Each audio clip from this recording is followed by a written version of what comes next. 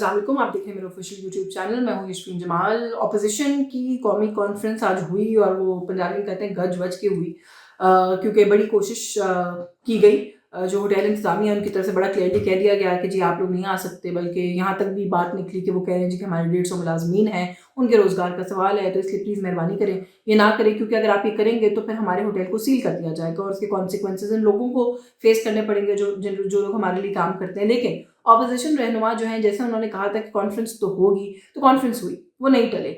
लेकिन जिस वक्त कॉन्फ्रेंस अंदर वो हो रही थी या वो लोग अंदर थे, एक तो एक बहुत सी हमने वीडियोस देखी कि लोगों को गेट टाप के अंदर जाना पड़ा। जो अखुनज़ादा साहब हैं, वो टाप कर गेट अंदर गए, फिर उन्होंने गेट खोला अंदर जाके खुद, और फिर कुछ लोगों को अंदर आने का रास्ता दिया। सहाफ़ी जो है वो एक दो ही थे, इतनी ज़्यादा नहीं मैंने लोग देखे जो पहुंच सके वहाँ पर, क्योंकि फिर बाद में बाहर पुलिस आ गई और उन्होंने बाहर से अपेरेंटली दरवाजे लॉक कर दिए। एक एक एक फियर या एक खदशा फैलने लग गया था कि शायद इनमें से आज जो लोग अंदर सीनियर पॉलिटिशियंस मौजूद हैं इनकी अरेस्ट हो जाएंगी। नौबत वहाँ तक नहीं आई, लेकिन यह है कि फिर भी जो फिर अंदर से तकारीर की गई वो ज़ाहिर है बहुत सख्त थी। हुकूमत को अपोजिशन रहनुमाओं ने बहुत ललकारा, उनको कहा जी कि आप लोग एक छोटी सी कॉन्फ्रेंस से बंद कमरे में डरते हैं, जो कि एक फेयर बात भी है। कामरान मुर्तज़ा साहब ने जो है ना वो सबसे अच्छी और पते की बात की, वही वाली जो कल मैं कर रही थी। उन्होंने कहा जी कि हमें शुक्रगुजार होना चाहिए इस हुकूमत का कि इन्होंने हमारी इस कॉन्फ्रेंस को इतना कामयाब कर दिया है, क्योंकि अगर ये ना आते, ये छापे ना मारते, तो जिस तरीके से अब हर जगह पे हम ज़ेरे बहस हैं, शायद ऐसे ज़ेरे बहस ना होते। फिर जो मेन स्ट्रीम चैनल्स हैं वो तो कल दिखाई नहीं रहे थे, पूरे सिरे से खबर ही उड़ा दी थी, स्टोरी ही नहीं थी। लेकिन आज जब यहाँ पे इतनी हलचल हो गई, पुलिस आ गई, फिर ये खतरा हो गया कि शायद लोग अरेस्ट हो जाएंगे, तो फिर हमने देखा कि कहीं ना कहीं उसकी नेशनल मीडिया पर भी खबर लगी, सोशल मीडिया पर पहले ही हाइप थी, वो मजीद हाइप अप हो गया मामला। तो मिफ्ता इस्माइल साहब ने भी बड़ी सख्त गुफ्तगू की। उन्होंने कहा जी कि आपको बंद कमरों में बैठे हुए हम अच्छे नहीं लगते। फिर उसके बाद आप गिला करते हैं कि लोग सड़कों पर आ गए, तो अगर आप अपनी हरकतें ऐसी जारी रखेंगे तो फिर हमें सड़कों पर आना पड़ेगा। मुस्तफा नवाज खोकर साहब का भी ऐसा ही टेक था। उन्होंने कहा जी कि ये अच्छी जमहूरी हुकूमत है जो कि अपोजिशन के 4 लोगों को एक कमरे में बैठा हुआ इकट्ठे नहीं देख सकती, या किसी किस्म का डिस्कोर्स जो है अगर वो इनिशिएट हम करें तो वो इनसे बर्दाश्त नहीं हो रहा। ये तो रहा मामला जो वहाँ पर हुआ। Despite all the effort conference जो है वो हुई। क्या जो अपोजिशन का अलायंस है उसके क्या खतोखाल होंगे, वो कैसे आगे चलेगा, उस पर मैं बात करती हूँ। लेकिन टू अबाउट दिस इशू के जी हमें नहीं करने दी गई कॉन्फ्रेंस, या वहाँ पे प्रेशर था, या वहाँ पर लोगों को थ्रेटन किया गया, हुकूमत के कुछ लोगों ने बड़ा आड़े हाथों लिया है। वो कहते हैं जी ड्रामेबाजी है अपोजिशन के लोगों की, और अगर नहीं है ड्रामेबाजी तो फिर हिम्मत करें, नाम लें कि वो कौन लोग हैं जिन्होंने इनको मना किया, या वो कौन है जिन्होंने थ्रेटन किया होटल के इंतजामिया को, फिर हमें डिटेल्स दें कि इस तरह बात नहीं बनेगी। राना सनाउल्लाह साहब ने भी कहा जी कि हिम्मत करें। अता तार साहब ने कहा कि बिल्कुल ड्रामेबाजी है, हिम्मत करें, नाम बताएं। बाकी उन्होंने कहा जी कि आप कहाँ करना चाहते हैं कॉन्फ्रेंस, आप हुक्म करें, आप बताएं, हम आपको जगह बुक करके देते हैं, हमें आपकी कॉन्फ्रेंस से कोई प्रॉब्लम नहीं है। तो गवर्नमेंट तो इस सारे मसले से हाथ झाड़ रही है। उमर अयूब साहब ट्वीट करके कह रहे हैं एजेंसीज के लोग हैं, एजेंसीज के ऑपरेटिव्स हैं जो कि वहाँ के लोगों को थ्रेटन कर रहे हैं। शाहिद हकान अब्बासी साहब ने कहा कि ये वही शहबाज शरीफ है जो मेरे साथ खड़ा होता था और जमहूरी इक़दार की बातें करता था। आज अपोजिशन के लोगों की एक बैठक जो है वो इतनी खटक रही है कि ये हुक्म दिया और ये सारी पुलिस जो है वो यहाँ पर खड़ी है। बाकी उन्होंने कहा कि अता तारड़ साहब ने हमें कल यकीन दहानी कराई थी कि कोई मसला नहीं होगा। मैं बड़ा कॉन्फिडेंटली सुबह आया, मैंने इनको आके कहा कोई मसला नहीं होगा, लेकिन फिर ये तमाशा हुआ। फिर उसकी कंटिन्यूएशन में उन्होंने आगे जाके कहा कि अता तारड़ साहब को शायद खुद भी नहीं पता होता कि ये बातें कहाँ से हो रही हैं और ये अहकामात कहाँ से आ रही हैं, लेकिन अहकामात तो आए हैं। जो पुलिस वाले आए हैं इनके दिल में क्या है, उन्होंने कहा जी मैं बड़े अच्छे तरीके से जानता हूँ, लेकिन ये मजबूर लोग हैं, इसलिए मुझे कोई गिला नहीं है, ये इनको ऑर्डर्स आए हैं, ये वो ऑर्डर्स फॉलो कर रहे हैं। तो लाइक आई सेड कि इस इशू पे बात करके थोड़ा सा जो मामला है वो क्या है, नौ नुकाती एलामिया जो है वो इशू किया है, जिसके अंदर बहुत सारी चीज़ें हैं। पीका ऑर्डिनेंस की वापसी का मुतालबा हमने देखा है कि किया है। आइन से मुतसादिम जितनी भी तरामीम है उनको ख़त्म किया जाए, ज़ाहिर स्पेसिफिक फोकस है 26वीं आइनी तरमीम पे। अपोजिशन जमातों का जो इखलाकी और जो पार्लियामेंट है उसका इखलाकी और सियासी जवाब कोई नहीं है, इसलिए इसको ख़त्म करना जो है वो भी एक मुतालबा है, उसको तस्लीम नहीं करेंगे, उससे इनकार भी इस एलामिया का हिस्सा है। मुल्क में फ़ौरन आज़ादाना और शफाफ इंतखाबात करवाए जाएंगे, मुतालबा जो है वो भी इस एलामिया का हिस्सा है।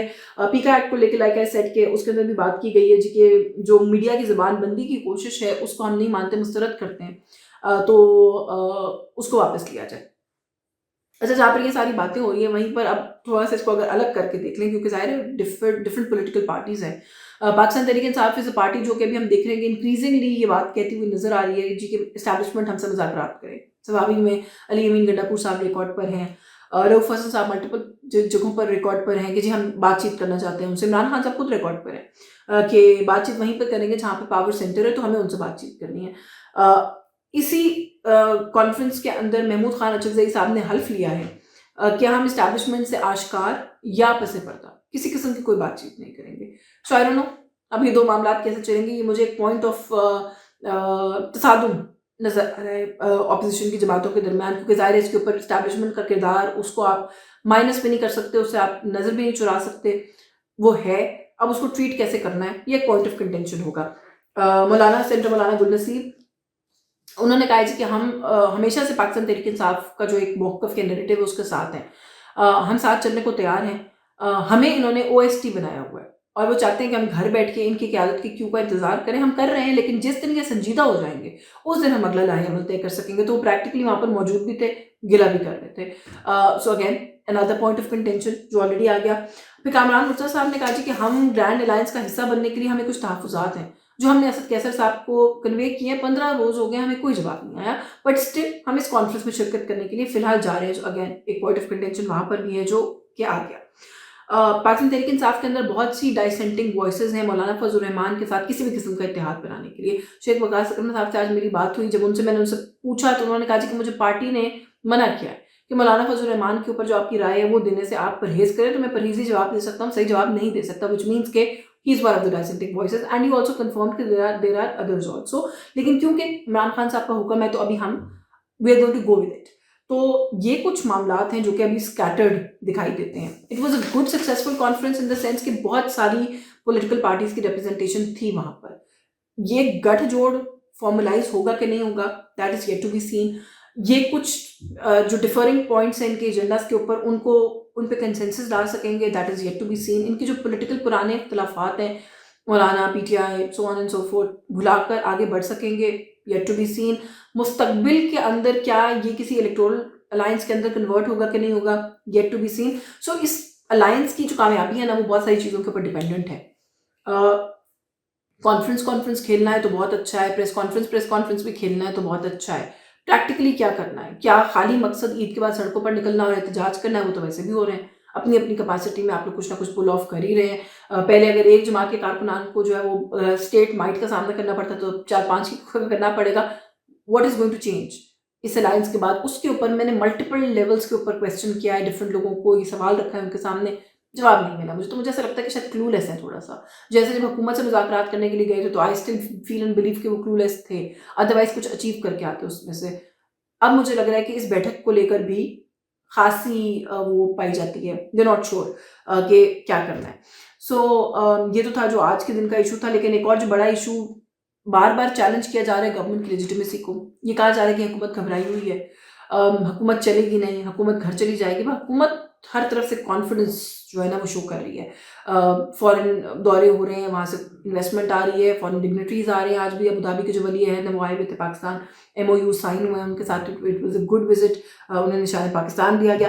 And the biggest development of the day government की साइड से ये है कि आज कैबिनेट एक्सटेंशन हुई है। तो जो हुकूमतें घबराई होती हैं, घर जाने के पॉइंट पर होती हैं, वो अपनी काबीना की तौसीह करके ये कॉन्फिडेंस जो है ना वो नहीं शो करती। वो वाइंड डाउन करती हैं चीज़ों को, वो चीज़ों पे घबराहट का शिकार होती हैं, वो थोड़ा-सा बैक फुट पर होती है, तो बड़ा फ्रंट फुट पे आके खेल रहे हैं। जो 18 रुकनी फेडरल कैबिनेट थी उसको 31 रुकनी कर दिया, 13 नए वज़रा का इज़ाफ़ा हुआ है, स्टेट मिनिस्टर्स 11 हैं, 2 फर्दर जो मुशीर हैं वो ऐड हुए हैं, 3 मुशीर जो है वो ऐड हुए हैं, पहले 1 थे वो 4 हो गए।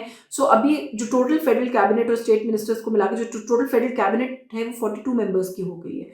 सो गवर्नमेंट तो नहीं घबराएगी।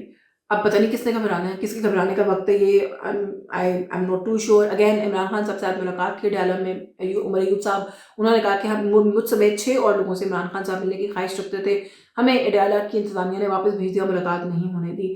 दिस इज़ एन इशू जिसको जितना जल्दी हुकूमत सेटल कर लेगी उतना अच्छा होगा, बट गवर्नमेंट को ये बात भी समझ नहीं आ रही है एंड ऑफ द डे कि ये चीज़ें भी जो है वो खाली उनके ऊपर, उनके अंदर उनके लिए वैल्यू जो है वो ऐड करती हैं, इससे ज़्यादा और कुछ भी नहीं होता। अच्छा, फेडरल कैबिनेट के हवाले से सॉरी मैं एक बात मिस कर रही हूँ, वेरी इंपॉर्टेंट बात है। औरंगज़ेब खिची विहाड़ी 159 इलेक्शन लड़ा इन्होंने, इंडिपेंडेंट कैंडिडेट लड़ा, he is x PTI। PTI से निशान ना लिया जाता तो PTI का टिकट था। इंडिपेंडेंट लड़ने के बाद आई थिंक इन्होंने अपने आप को इंडिपेंडेंट रखा। 26वीं आईनी तरमीम का बहुत कॉन्ट्रोवर्शियल किरदार, इन्होंने पैसे लिए, यहाँ तक भी इल्ज़ाम लगा जिसकी क्लैरिफिकेशन उन्होंने पार्लियामेंट के अंदर खड़े होकर एक तकरीर में की कि जी आप साबित करें, मैं 1 रुपया भी जो है वो मुझ पर साबित नहीं हो सकता। he has also been taken as a minister in the present cabinet. और मेरी जो आज शेख वकास अकरम साहब से ही बात हुई, 26वीं आईनी तरमीम पे वोट किन लोगों ने किया, साइलेंटली सपोर्ट किन लोगों ने किया, उन्होंने ये भी हमें खबर दी कि उनके खिलाफ जो है वो प्रॉपर वो बनी हुई है, एक कमेटी बनी हुई है, इन्वेस्टिगेशन हो रही है। सेंटर ज़रका का नाम लिया, सेंटर फैसल सलीम का नाम लिया, और कहीं पर इनका भी हवाला दिया कि हम इनको इन्वेस्टिगेट कर रहे हैं और इन लोगों को शो कॉज इशू हुआ है, और ये शो कॉज का जवाब देने के बजाय फेडरल कैबिनेट का ओथ ले रहे हैं। सो ये भी एक आज की इंपॉर्टेंट जो है वो खबर थी, क्योंकि फेडरल कैबिनेट की जो एक्सटेंशन है obviously again like I am saying कि it goes on to show कि हुकूमत जो है वो कॉन्फिडेंट है। और आखिर में पाकिस्तान तहरीक इंसाफ के सारे मसाइल हल हो सकते हैं। ऐसे इकबाल साहब ने बड़ा नादिर मशवरा दिया है कि आप अपना सरबरा तब्दील कर लें, पाकिस्तान तहरीक इंसाफ वाले, तो मसले हल हो जाएंगे। सो फिर अगेन गवर्नमेंट जब ये कहती है कि जी हम क्या कर सकते हैं, ये तो बड़ा ट्रांसपेरेंट है, कोई पॉलिटिकल विक्टिमाइजेशन नहीं हो रही, तो ये ऑफर्स क्यों कराते हैं? ये राना सनाउल्लाह साहब ने भी कहा जी माफ़ी मांग ले तो आपके मसले हल हो जाएंगे, अगर आप माफ़ी मांग लें तो 1 से 90 मिलियन पाउंड का फैसला आपके हक में आ सकता है, अगर आप हमसे मुज़ाकरात कर लें तो भी फैसला आपके हक में आ सकता है। ऐसे में इकबाल साहब कहते हैं सरबराह बदल लें तो हम कुछ कर लेंगे। सो क्यों इस तरह के बयानात आते हैं गवर्नमेंट की तरफ से, अपनी तरफ क्यों नेगेटिव अटेंशन डाइवर्ट करती है ये government? I fail to understand, I do not know, क्योंकि रियलाइजेशन नहीं है, ये रियलाइजेशन है एंड डोंट केयर। बट इसके ऊपर भी शेख वकास अकरम साहब ने कहा कि मैं ऐसे इकबाल को मशवरा देना चाहता हूँ कि अपना मशवरा अपने पास रखें। आज के इस व्लॉग से बस यही कुछ। आपको कंटेंट पसंद आ रहा हो तो प्लीज़ हमारे इस व्लॉग को लाइक करें, हमारे कंटेंट को शेयर करें, हमारे चैनल को सब्सक्राइब करें। Thank you.